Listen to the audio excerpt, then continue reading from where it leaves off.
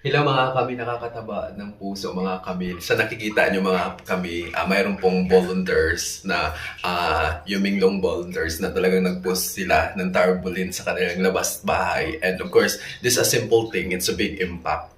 And of course, for me, talagang saludo ako sa inyo kung sino yung bumubuo sa nakaisip ito at pinaskin nila sa labas ng bahay nila na signed the petition for Yo Minglong, Justice for Yo Minglong. So nakakatuwa lang mga kami, gumising ako ng maganda yung araw ko. Gumising ako na may nakikita akong positibo na kung hindi nila kayang, sa loob ng China about the really, justice for Yo Minglong. At of course, ang international na talaga yung talagang nagpupush na para i-reopen po yung kaso ni Alan. And thank you sa mga supporters na nasa Pilipinas. And of course, I salute all OFW din na sumusuporta kay Alan na nagbibigay ng the full support and of course nagbigay ng time na sign sa abas.org. I salute you all, madam, mga mi, thank you so much. And of course, hindi ako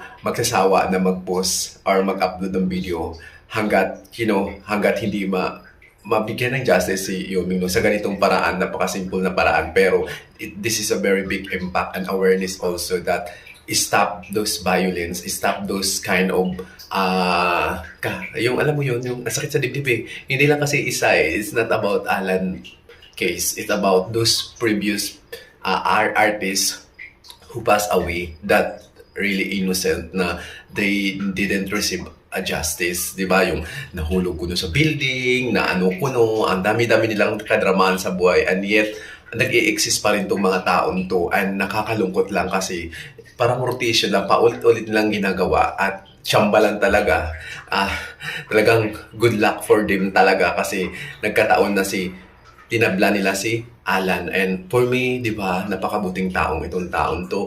Even top na may nagsasabi na dahil nga daw si Alan yung si Yo Minglong ay may parang noong unang panahon, parang may siya blood ng royal family. So, yun yung binabasi nila na kaya nila sa alam mo yung ritual nila kasi nga napakahalaga pala ang papel ni Yo Minglong, which is this is a new generation mga kami. Dapat hindi na nila iisipin yung mga ritual na kasi napaka big impact sa kanila yung mga ritual na ginagawa nila na yung royalty blood, yung kasi si Yo Minglong napapabalitaan, di ba, na may royalty blood, yung mga kanununuan niya ay sa China, which is yun yung binibase nila, kaya talagang para sa kanila napaka-special